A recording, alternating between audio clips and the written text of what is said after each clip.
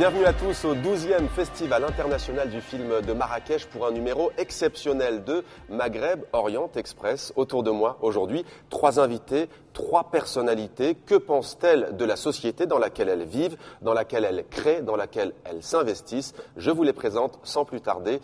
Noureddine Lakmari, bonsoir. Merci d'être avec nous. Vous êtes réalisateur. Votre film Zéro est en compétition officielle au Festival de Marrakech. Il est en lice donc pour décrocher la prestigieuse étoile d'or comme 14 autres films, 15 films au total en compétition. Il sortira en Europe début 2013 et ici au Maroc dès le 19 décembre prochain. Bouchra Ouzguene, merci également à vous d'être dans Maghreb Orient Express. Vous êtes chorégraphe, vous êtes danseuse. Votre spectacle Madame Plaza a été présenté récemment au Festival de danse de Montpellier, mais aussi à Beaubourg à Paris et également au Daba Festival, initiative citoyenne culturelle initiée par Wallonie-Bruxelles International. Avec nous également Fedwa Misk, bonsoir à vous. Vous avez fondé et vous dirigez Kandisha, en arabe Kandisha. Il s'agit du premier magazine collaboratif féminin au Maroc. Je me tourne vers vous, Noureddine Lakmari. Dans Casanegra, vous nous révéliez, vous dévoiliez la face cachée du Maroc, langage cru, sexe, violence. C'était la face sombre finalement de Casablanca. Quel est aujourd'hui le message de votre nouveau film ? Tout d'abord, Casanegra, c'est pas une face cachée du Maroc, elle est le Maroc. Je veux dire, c'est juste on veut pas en parler, on fait semblant que ça n'existe pas, mais ça existe. Je veux dire, c'est ça aussi le travail d'un artiste. Il faut qu'on parle de nous-mêmes sans complexe et sans langue de bois. Zéro, c'est juste une continuité dans cet esprit de faire un film sur le Maroc actuel avec nos défauts, avec nos qualités et dire au monde entier qu'on est aujourd'hui capable justement de faire nos propres images,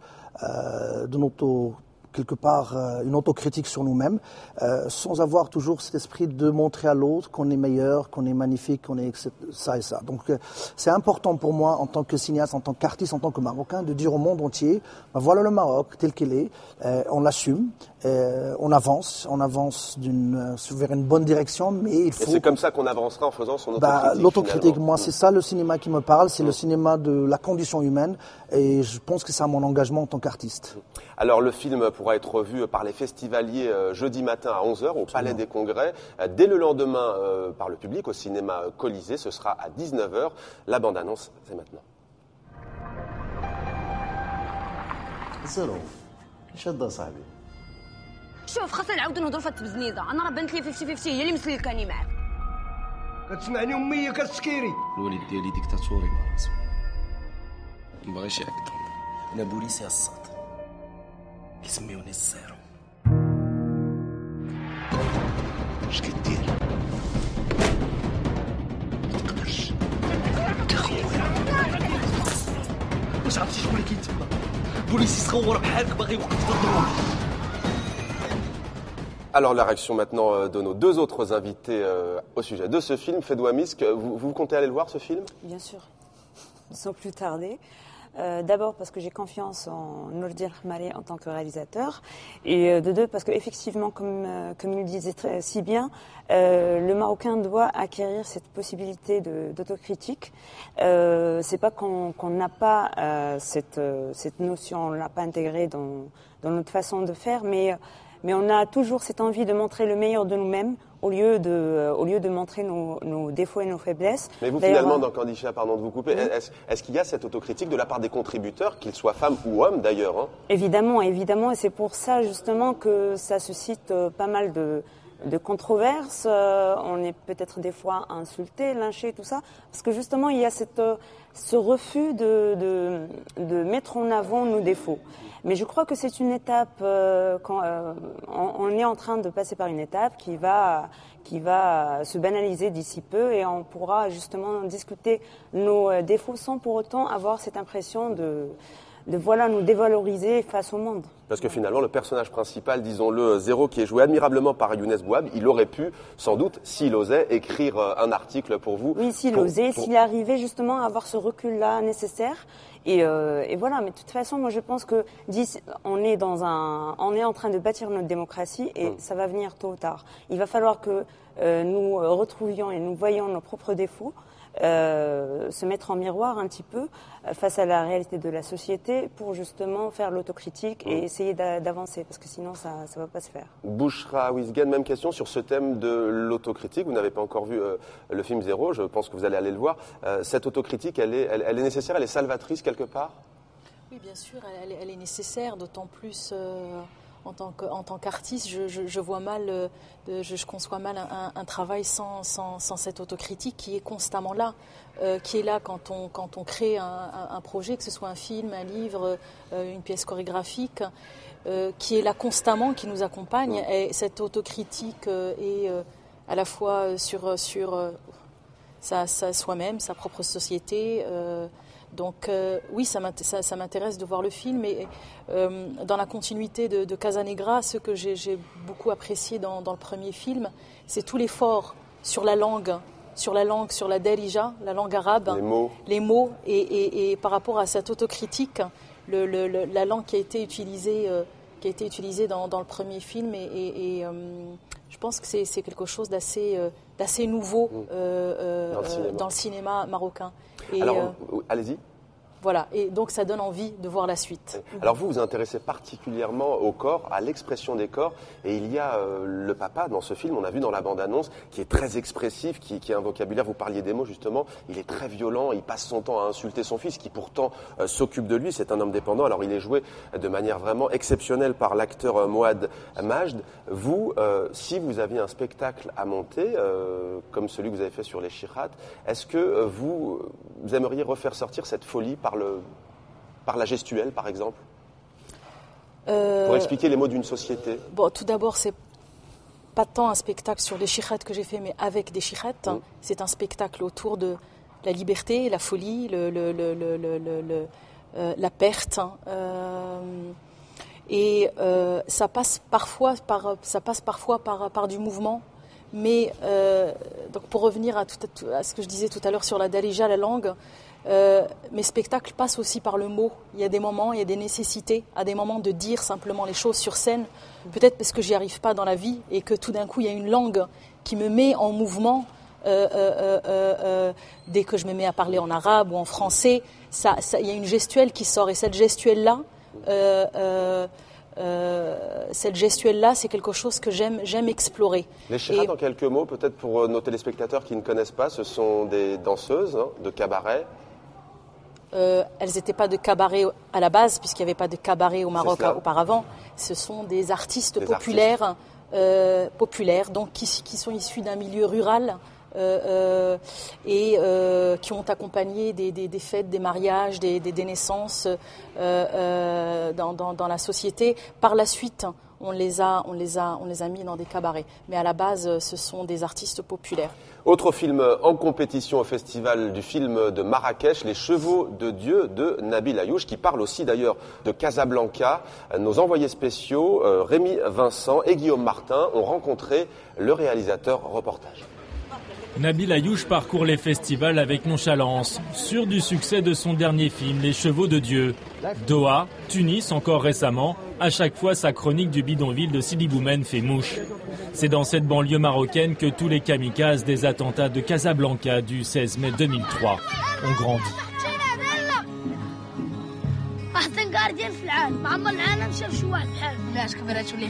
On a tendance à associer attentat suicide, kamikaze à misère sociale, misère économique. Moi, je pense que si c'était la seule raison, il y aurait des centaines de millions de kamikazes sur Terre. Il y a forcément d'autres raisons. Et c'est pour ça que le film prend le temps d'installer l'abandon des structures étatiques, l'enfermement physique, l'enfermement mental dans ce bidonville, l'éclatement de la cellule familiale avec un père absent, à l'autorité en tout cas absente. À Tunis, lors du festival de Carthage, les chevaux de Dieu ont été observés à la loupe. 2 ans après la Révolution, c'est une Tunisie à la croisée des chemins que le réalisateur marocain a rencontré. Ils sont inquiets, mais je pense qu'ils ont des raisons d'être inquiets. Je pense qu'au sortir de 23 ans de dictature, repasculer, replonger dans une autre forme de dictature, beaucoup plus insidieuse, une dictature qui ne dit pas son nom finalement, parce que On a des gens qui prêchent le chaud et le froid, qui disent d'un côté non mais vous inquiétez pas, tout va bien, et puis de l'autre côté qui agissent de manière tout à fait différente. On a la sensation qu'on ne sait pas du tout où ce pays va. Eux-mêmes ne savent pas à quelle sauce ils vont être mangés. Alors, ils ont des acquis, ils ont des droits civiques, ils ont des droits sociaux, ils se sont battus pour ça depuis des décennies. Et aujourd'hui, tout ça est en train d'être sacrifié sur l'autel de cette nouvelle forme de démocratie. الموت لا يرهبنا. استغاد الدهر. وعيدنا الجنة. Alors peut-être une réaction, Noureddine Lakmari, à ce que dit le réalisateur Nabil Ayouch, parlant de la Tunisie. Il semble très pessimiste. Quel regard vous portez-vous sur ce qu'on a appelé ou plutôt les printemps arabes? Tiens, par exemple, sur la Tunisie, où il y a des manifestations cette semaine qui ont fait plus de 250 blessés. Est-ce que vous êtes plutôt de nature optimiste, pessimiste? Ce qui est la force du cinéma dans notre monde aujourd'hui, le monde arabo-musulman, c'est justement que le cinéaste, l'artiste, peut s'exprimer, peut donner une idée sur ce qui se passe dans notre société. Ce qui est bien, c'est qu'il explique, il va au-delà de ça, il explique le comment, le pourquoi et les conséquences. Et je veux dire qu'aujourd'hui, l'artiste, il est aussi important et fondamental. Le travail de l'artiste est extrêmement fondamental dans nos sociétés. Ce film va nous donner une idée pourquoi ces jeunes font ce qu'ils ont fait. Donc c'est un film très important pour notre cinématographie. Au-delà de ça, pour comprendre, c'est un travail anthropologique sur nous, sur notre société. Par rapport à ce qui se passe dans le monde arabo-musulman, je suis, quoi qu'on dise, je suis quelqu'un d'optimiste. Donc je pense sincèrement que ça va vers le meilleur. Il faut qu'on passe par cette période. Rappelez-vous, l'Europe, on a souffert, il y a eu beaucoup de morts, il y a eu au nom de la religion, au nom de Dieu. Je pense que ce qui se passe aujourd'hui dans nos sociétés, c'est quelque chose de naturel parce que on a été fabriqués d'une autre manière, on a été éduqués d'une autre manière et on nous a quelque part inculqué beaucoup de choses. Aujourd'hui, on est en train de payer ce prix. Mais je pense qu'avec les forces aujourd'hui modernistes, progressistes, et avec les gens qui vraiment ont compris que la solution pour nous, c'est la culture et investir dans la culture, je pense sincèrement qu'on va avancer. Aujourd'hui, le Maroc, à mon avis, investit beaucoup dans la culture, pas assez, mais on avance. Et il faut qu'on investisse dans la culture, surtout le cinéma et les spectacles, la danse, le corps et tout ça, c'est important pour qu'on puisse éventuellement dire au monde entier que voilà, on a une vision sur le monde nous aussi, quoi. Alors Fedouham, le Maroc est dirigé par le PJD, en tout cas qui est au gouvernement, parti islamiste. Est-ce que vous partagez le propos de Nabil Ayouch sur la Tunisie? Est-ce que vous direz par exemple finalement, alors qu'au Maroc nous ne sommes pas dans une dictature, mais dans une dictature sournoise, pour reprendre les termes, et pour comparer le PJD et Nahda, même si les deux partis ne sont pas forcément comparables? Déjà, PJD et Nahda ne se ressemblent pas d'un point de vue idéologique. Le PJD, je pense que le PJD a quand même un peu de vécu politique. Il a existé pendant longtemps. Il n'y avait pas vraiment l'oppression que Nahda a subie en Tunisie. Sous Ben Ali. Oui, sous Ben Ali. Non, c'est pas la même chose. Et c'est pas une dictature sournoise, non. Je suis désolée. On est confronté actuellement à beaucoup de problèmes d'ordre politique, économique, mais c'est pas la faute au PJD, il faut le dire. Oui, effectivement, on attendait beaucoup d'eux. Ils ont déçu sur certaines questions, mais c'est pas encore le moment de faire le bilan, mais non, il n'y a pas de comparaison. Sur la Tunisie, par exemple, sur la Tunisie, moi je pense personnellement, je suis un peu, j'ai ce regard de loin, mais je pense que de toute façon c'est le jeu démocratique. Ils sont là, il va falloir qu'ils fassent leurs preuves, et d'ici quelques années, s'ils n'ont pas fait leurs preuves, ils vont être chassés. C'est le jeu de la démocratie, oui. Et au moins, eux, ils ont cette chance-là de pouvoir justement éloigner les islamistes si jamais ils vont pas basculer dans une dictature à la Ben Ali. Ça, c'est pas possible. Bouchra Ouzguene, pareil, votre réaction, vous, comment vous avez suivi depuis maintenant pratiquement 2 ans ces événements en Méditerranée qui ne vous ont sans doute pas laissé indifférent? En effet, on ne peut pas être indifférent à ça, et en même temps, comment dire, je suis aussi assez optimiste, et c'était des changements nécessaires. Donc, je ne sais pas ce qui est bon, si c'est bon ce qui se passe en ce moment en Tunisie. C'est peut-être trop tôt pour le dire, vous voulez dire. Mais ce changement-là, il est nécessaire, à la fois là-bas, à la fois ici, d'expérimenter d'autres modes de régime, surtout s'ils ont été choisis par le peuple. Donc voilà, il faut continuer le travail, il faut continuer à se battre et à faire confiance sur ce risque. Eh bien, dans Maghreb Orient Express, on s'intéresse, et vous nous le disiez, au rôle des artistes, à la culture, comment tout cela peut faire avancer la société. Je vous propose de découvrir un reportage sur une grande école atypique ici, dans le paysage marocain. Il s'agit de l'École supérieure des arts visuels de Marrakech, qui forme une nouvelle génération d'artistes marocains, mais pas seulement. Un tiers des étudiants sont originaires d'Afrique subsaharienne. On va regarder le reportage de Mehdi Beneb, qui est allé à la rencontre de 3 jeunes étudiants cinéastes. Il s'est notamment intéressé à leur parcours. Ambiance studieuse à l'Essave, séance décryptage sous toutes ses coutures de la caméra dernier cri, 3 ans de théorie et de pratique, mais dans quelques mois, ces étudiants devront faire leurs preuves, en vrai, sur les plateaux. Cet été encore, Myriam Atif était étudiante ici. Aujourd'hui, elle est réalisatrice, un rêve pour cette Marocaine. Son court-métrage de fin d'études est en compétition au Festival international de Marrakech. Une réussite exceptionnelle qu'elle doit à son école de cinéma. Je me suis vraiment épanouie dans cette école. On va dire que j'ai mûri, soit culturellement, soit personnellement, soit socialement. J'ai vraiment changé en fait. Bonjour. Hajal Seta va défiler aussi sur le tapis rouge du festival de Marrakech. Son court-métrage est également en compétition, mais pour vivre, elle a choisi une voie parallèle. Elle travaille chez un designer renommé. Sa mission, filmer les objets qui sortent de cette usine. Je suis en train d'évoluer, j'apprends de nouvelles choses techniquement, de nouveaux logiciels, de nouvelles manières de faire. Et puis, je suis à côté d'un artiste, je sais comment il peut gérer sa carrière et non seulement son travail. Et voilà, pour quelqu'un qui a 25 ans, qui vient juste sortir de l'école, moi je trouve que c'est parfait. Le cinéma, on l'en rêve, mais comment y accéder et pourquoi faire dans le cinéma? Dans 5 ans, je me vois avec peut-être un long métrage, pourquoi pas? Enfin, ça sera très bien. Hajal Belkacmi a elle aussi changé de cap. La jeune monteuse, diplômée de l'Essave, travaille maintenant dans une école maternelle. Ta maman, elle t'a dit que c'est bien? Trop de déboires, trop de galères dans le milieu de la production marocaine. La jeune femme a préféré se recentrer. Elle tient des albums vidéo des enfants, souvenirs pour leurs parents. J'ai eu des expériences avec des boîtes de production, mais j'arrive, je suis jeune, ça se voit, je ne peux pas le cacher, ça se voit que je n'ai pas encore d'expérience. Et c'est compliqué aussi dans ce domaine de se faire respecter tant qu'on n'a pas d'expérience. Mais comment on peut avoir de l'expérience si on ne nous laisse pas la chance d'en avoir? Avec le peu d'expérience que j'ai eu, je sens que je suis mise à l'épreuve parce que je suis jeune. Jeune, mais plein de rêves, Hajal Belkacmi espère elle aussi décrocher cette année le premier prix du court-métrage à Marrakech.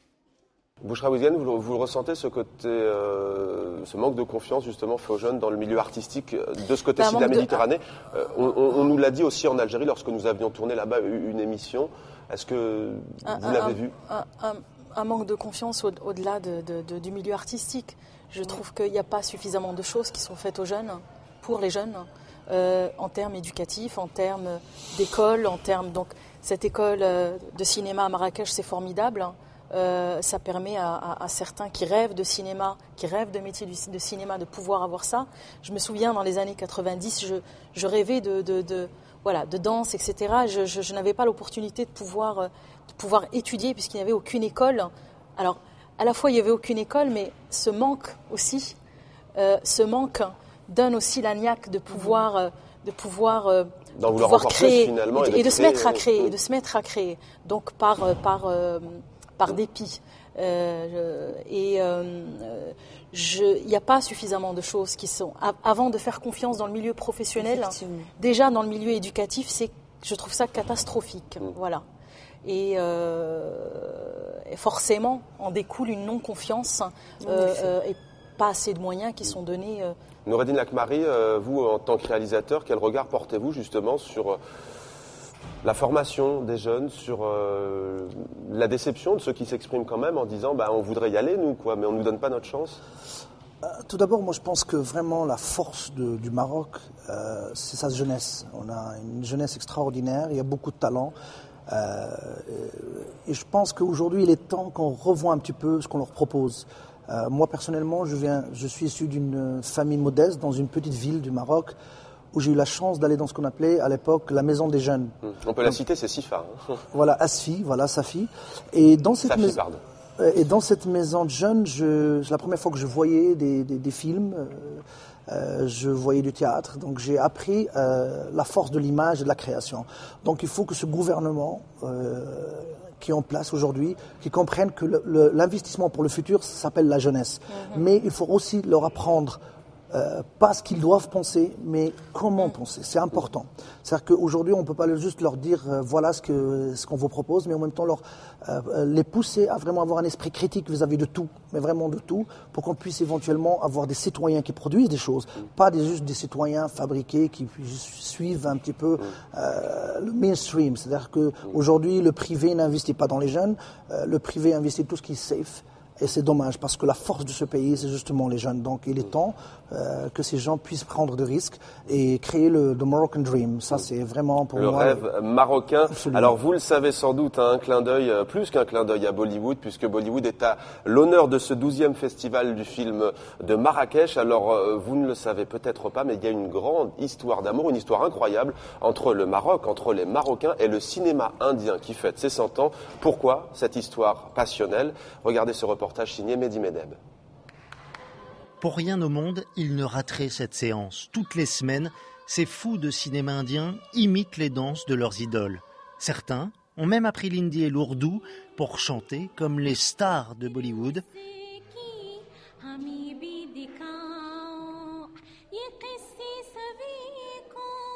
Étudiant en sciences, Rabir est le meneur de cette drôle de troupe.